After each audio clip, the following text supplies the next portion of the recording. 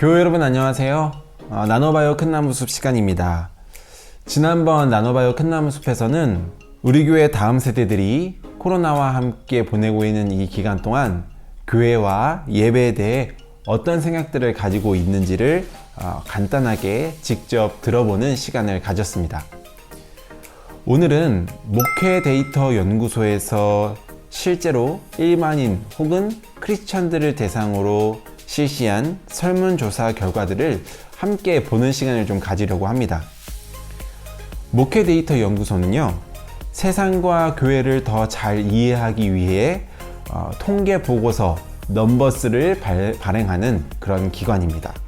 목회 데이터 연구소는 교회와 사회 내의 대화와 소통을 풍요롭게 하고 보다 견고하고 온전한 의사결정을 지원하기 위해 사실에 입각한 자료를 제공하는 정치 중립, 가치 중립의 공정한 팩트탱크로서의 역할을 감당하려고 세워진 연구소입니다.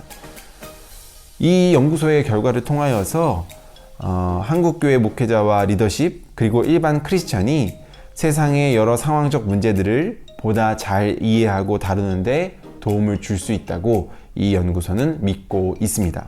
목회 데이터 연구소의 조사 결과들이 목회자에게 더욱더 필요한 연구 결과일 수 있지만 다음 세대를 신앙으로 길러야 한다는 그러한 입장에서, 그리고 이 시대를 살고 있는 크리스천으로서 같은 생각을 가지고 있는지를 우리가 함께 확인해보고 나누는 그런 시간으로 삼았으면 좋겠습니다.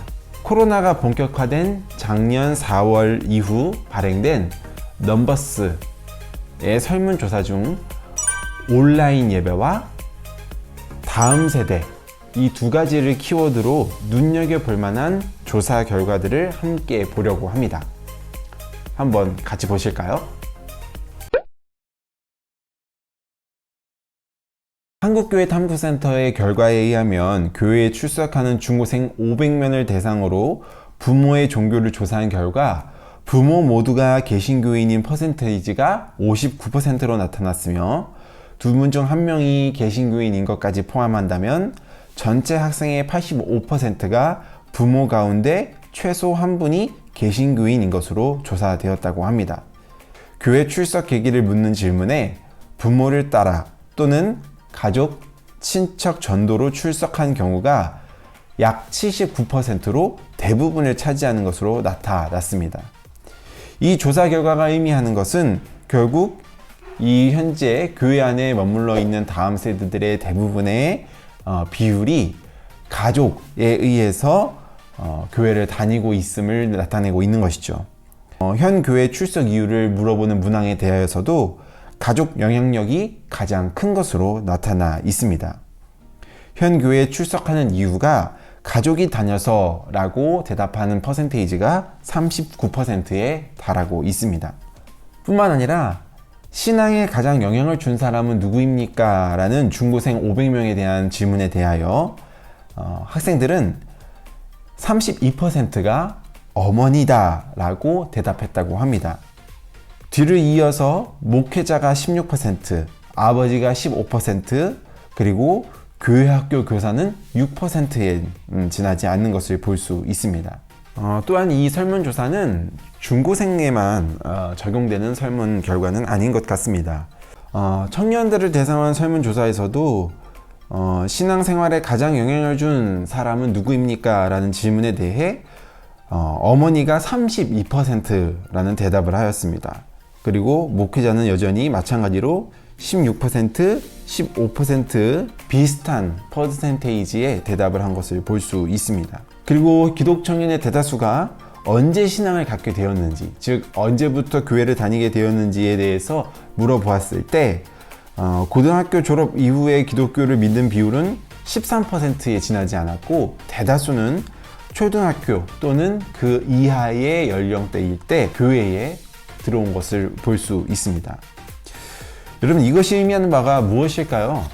지금 교회를 다니고 있는 청년들의 신앙을 갖게 된 계기가 부모님 때문이었고, 또한 교회에 계속해서 나오게 된 그 시작점이 초등학교보다 어렸을 때인 점을 감안한다면 결국 코로나가 터지기 이전에도 다음 세대들에게 영향을 준 것은 부모님이 컸다라는 것이 동일하였고, 코로나로 인해 부모님의 신앙생활 영향력이 더욱더 강화된 것을 볼 수 있습니다.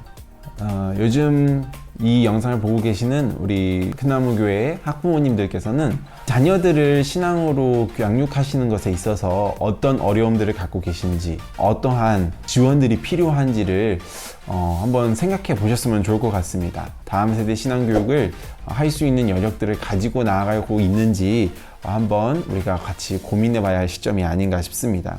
특별히 한 가지 더 눈여겨볼 만한 조사 결과는 코로나 이후에 다음 세대 신앙 교육에 대해서 어떤 방향으로 나아가야 할까요? 하는 질문도 우리 성인들을 대상으로 한 설문 결과가 있습니다. 그 중에 가장 높은 것은 부모와 자녀 간의 신앙적 대화와 친밀감 강화, 이것이 66%로 가장 높은 퍼센테이지를 차지하고 있는 것을 볼 수 있습니다. 그에 이어서 정기적인 가정 예배가 정착될 수 있도록 훈련해달라, 또 기존의 교회학교 예배와 소그룹 활동이 강화되는 것, 이렇게 순으로 나타났는데요. 결국 가정 안에서의 자녀들과의 소통을 위한 프로그램들이 필요하지 않나 생각을 해봅니다. 또 그것을 위하여서 나눠봐요 큰나무 숲이라는 프로그램이 개설된 것이기도 한데요. 그런데 정작 실제로 어떤 신앙적 대화들이 필요한지 잘 알지 못할 때가 많습니다. 그래서 우리 보시는 교우 여러분들께서 그러한 주제들, 다뤘으면 하는 주제들, 또 신앙적 자녀와의 신앙적 대화가 필요하다는 것을 어떤 때 느끼는지들을 함께 나눠주시면 더욱 좋을 것 같습니다. 네, 두 번째는 고립된 개신교입니다. 코로나19 발생 이후 기독교인에 대한 부정적인 감정이 생겼다라고 대답하는 일반 국민들의 평가는 70%에 달합니다.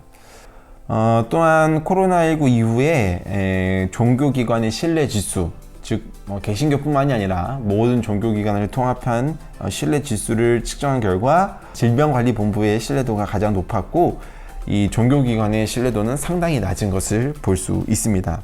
결국 개신교, 우리 교회의 사회적 신뢰도는 바닥을 치고 있다는 사실이죠.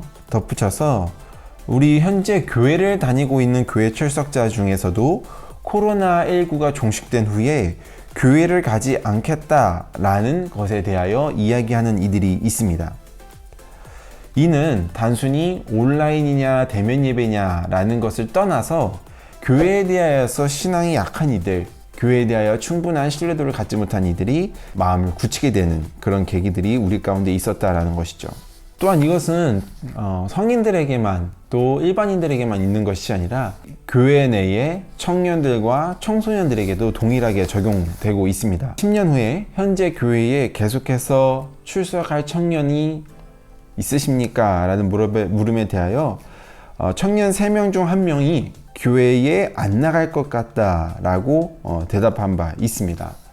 또한 청소년 중에서도 10명 중 4명이 성인이 된 경우 계속해서 교회에 나가게 될지 잘 모르겠다 라고 이야기를 하고 있다는 상황이죠. 이만큼 지금 현재 코로나로 인하여서 개신교의 사회적 신뢰도는 하락하고 있고, 또한 이 교회 공동체 내에서도 부모님이 교회를 다니기 때문에 교회에 나가는 학생들만이 이 교회에 계속해서 붙어 있게 되는 그러한 상황들을 우리들은 직면하고 있다라는 거죠. 특별히 부모님이 교회에 다니지 않고 자녀들만 교회에 다니는 학생들에 대한 관심을 우리들이 더욱더 가져야 할 필요가 있을 것 같습니다. 먹자니 살이 없고 버리자니 아까운 닭갈비, 이제 그것을 게르기라고 이야기하는데요. 코로나가 1년 이상 지속된 상황에서 온라인 예배를 드려도 된다 안 된다의 문제는 이제 고리타분한 문제가 되었습니다. 설문조사에서도 코로나 상황 속에서 온라인 예배를 선택한 것에 대하여 사람들은 많이 동의하고 있는 것 같습니다. 주일 현장 예배를 계속해서 고수하고 있는 일부 교회에 대한 사람들의 평가는 사회적 공헌을 위해서 중단해야 한다라고 말하고 있는 비율이 상당히 큽니다. 그리고 지금 온라인 예배를 드리고 있다 하더라도 코로나가 끝나면 나는 다시 교회로 돌아가서 예배를 드릴 것이다. 아마 많은 사람들도 그렇게 할 것이다 라는 응답이 상당히 높게 나타나고 있습니다. 그리고 오히려 온라인 예배를 드리고 있는 이 기간을 통하여서 현장 대면 예배가 얼마나 소중했는지를 다시금 깨닫게 되는 시간들이다 라고 다들 응답하고 있습니다. 그러므로 사실 지금 온라인 예배를 드리는 것 자체가 현장 예배로 돌아올 것에 대한 우려는 잠시 접어두어도 되지 않을까 하는 생각을 갖게 됩니다.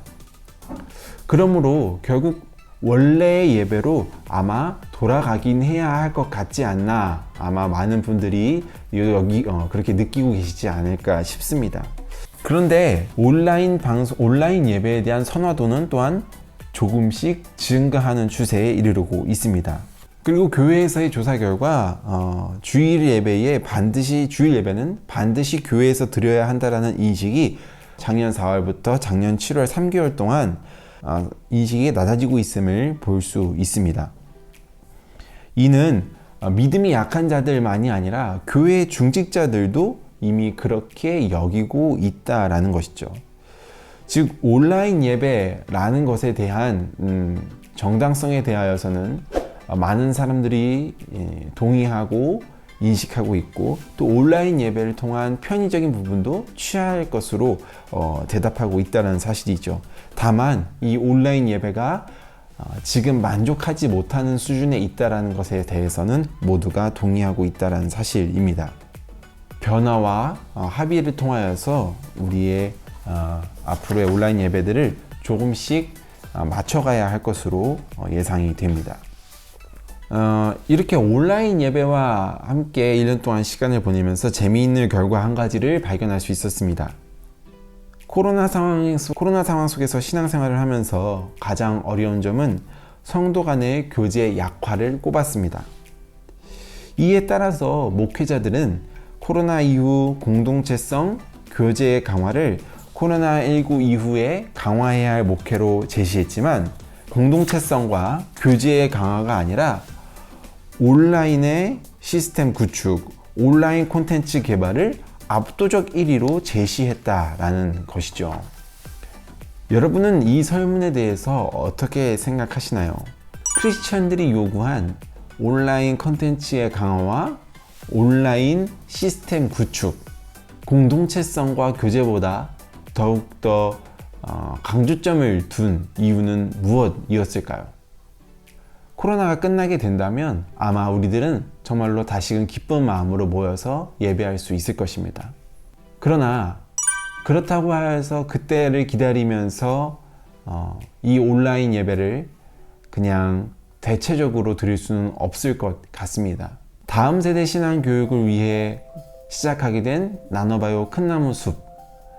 이 나눠봐요 큰나무 숲을 통하여서 우리 기성세대의 관점이 아니라 다음 세대의 입장에서 함께 소통해 나가고 기독교와 교회의 미래를 위해서 같이 그림을 그려나갈 수 있었으면 좋겠습니다. 이를 위해서 아래 동영상 설명란에 간단한 패들렛 게시판을 열었습니다. 두 가지 질문을 드려놨는데요. 첫 번째는 우리 자녀와 신앙적 대화를 나누기 위해서 어떤 소재들, 어떤 화제들이 있었는지 그것들을 좀 나눠주셨으면 좋겠고요. 그것을 통하여서 나눠봐요 큰나무 숲 다음 주제를 다 정해보도록 하겠습니다. 그리고 두 번째 질문은요. 코로나 이후에도 교회가 강화해야 할 부분에 대하여서 온라인 콘텐츠 그리고 온라인 시스템 구축이라고 대답한 사람들이 많다고 결과가 나왔는데, 우리 교우님들은 온라인 예배 또는 온라인 콘텐츠를 통하여서 어떤 필요성들을 느끼고 계시는지를 같이 나눠주셨으면 좋겠습니다. 패들렛 게시판은 익명 게시판으로 운영됩니다. 여러분들의 교회의 발전적인 모습을 위하여서, 또한 다음 세대 신앙교육을 위하여서 여러분들의 목소리를 남겨주시면 감사하겠습니다. 코로나에 건강 조심하시고요. 다음 미디어 컨텐츠 큰나무 살롱을 통해서 다시 한번 찾아뵙도록 하겠습니다. 감사합니다.